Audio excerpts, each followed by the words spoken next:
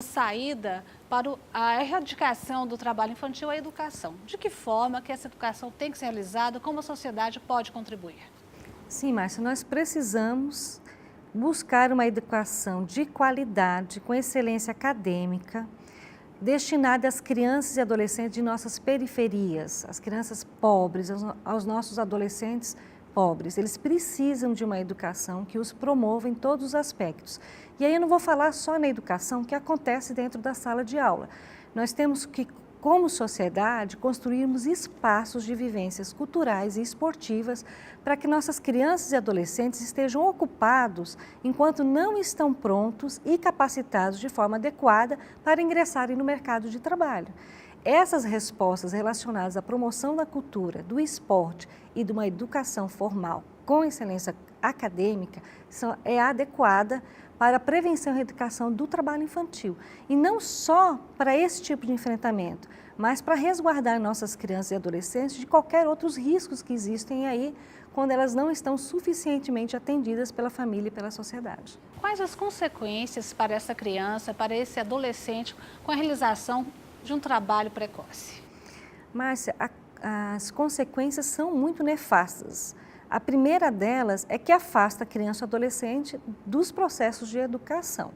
Aos poucos, o trabalho vai assumindo um tempo e uma dimensão tão grande na vida da criança e do adolescente que ela deixa de ir à escola, ela se matricula, mas não tem frequência e fica muito comprometido o seu aprendizado.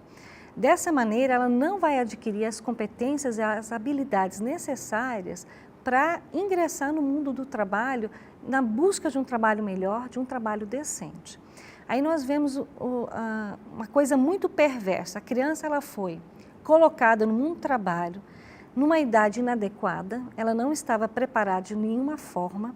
Esse trabalho que foi penoso e mal remunerado a afastou da educação e quando ela se torna um adulto e que ela já está em idade de ir ao mundo do trabalho, ele está de portas fechadas para aquele indivíduo que foi uma criança trabalhadora, que foi um adolescente trabalhador. Por quê? Porque a escolaridade dele é insuficiente. Hoje você pode contar nos dedos algumas ocupações do mundo formal do trabalho que ainda admitem trabalhadores sem escolaridade. Eu mesmo desconheço, eu estou no mundo do trabalho há 20 anos e não consigo ver hoje, num classificado do jornal de domingo, qualquer ocupação que admita pessoas sem escolaridade. Isso me deixa muito preocupado, porque existe um discurso, um mito, uma cultura que fomenta o trabalho infantil e depois deixa essa pessoa que estava ali ingressada dentro do mundo do trabalho de forma totalmente inapropriada, sem condição de fazer enfrentamento no mundo do trabalho, quando ela se tornar um adulto. E ela sempre vai ficar sujeita a uma remuneração precária e uma forma de trabalho penosa, porque a escolaridade dela não permite o ingresso no mercado formal de trabalho dentro de formas de trabalho decente, dignas e assistidas e seguras. Então nós temos que prestar muita atenção nessas armadilhas que se escondem por trás dos mitos que sustentam o trabalho infantil. O trabalho enobrece e dignifica o homem quando ele é exercido no tempo certo com uma pessoa devidamente qualificada. E como a sociedade pode colaborar para combater também o trabalho infantil, o trabalho de adolescentes? Mobilizações, eu não vejo outra forma de fazer o enfrentamento efetivo do trabalho infantil sem que o governo, a sociedade, os líderes comunitários, religiosos, representações de trabalhadores, de empregadores se reúnam num esforço articulado numa mesma direção que é a da promoção dos direitos e garantias fundamentais da criança e adolescente. Dessa forma, garantindo saúde, educação de qualidade e proteção adequada às nossas crianças e adolescentes, nós vamos, de fato, conseguir eliminar o trabalho infantil em nosso país. As pessoas podem se dirigir à Superintendência Regional do Trabalho e Emprego para fazer alguma denúncia, para falar, olha, eu detectei que tem um foco, que ali eles estão explorando a criança e adolescente com trabalho infantil? Sim, sem dúvida, devem fazer. Nós temos um plantão de informação que funciona na nossa Superintendência Regional do Trabalho e as nossas agências de atendimento no interior também podem colher denúncias a respeito da existência do trabalho infantil. Você, dona de casa, que foi a uma feira, encontrou uma criança trabalhando, escreve uma cartinha para a gente, nós vamos lê-la com atenção e vamos em direção a essa criança para poder fazer o seu resgate, especialmente relacionada às formas de trabalho infantil invisíveis. No caso, o trabalho infantil doméstico, que ele não está sendo realizado nas vias públicas ou algum espaço que o poder público tenha franco acesso, que ele se realize no interior das residências. Se você conhece alguma criança que está em situação de exploração infantil pelo trabalho doméstico, que é muito perverso, denuncie ao Ministério do Trabalho, aos procuradores do trabalho, aos juízes, aos conselhos tutelares, para que sejam tomadas providências necessárias ao resgate dessa criança e à proteção dela. No caso, como o judiciário trabalhista, o próprio magistrado pode contribuir também para a efetivação desse combate, desse enfrentamento ao trabalho infantil? O magistrado, ele tem uma autoridade, um prestígio muito grande, especialmente nos municípios menores. A voz do magistrado tem grande ressonância entre os líderes locais, entre os gestores municipais, dentro da comunidade. E ele pode voltar esse prestígio, esse capital representativo em direção à promoção dos direitos da criança e do adolescente. Um juiz de trabalho ele pode liderar o movimento local para articular políticas públicas de atenção à criança e adolescente, trabalhar como formas de enfrentamento através do controle social, do monitoramento dessas políticas públicas, dessas ações.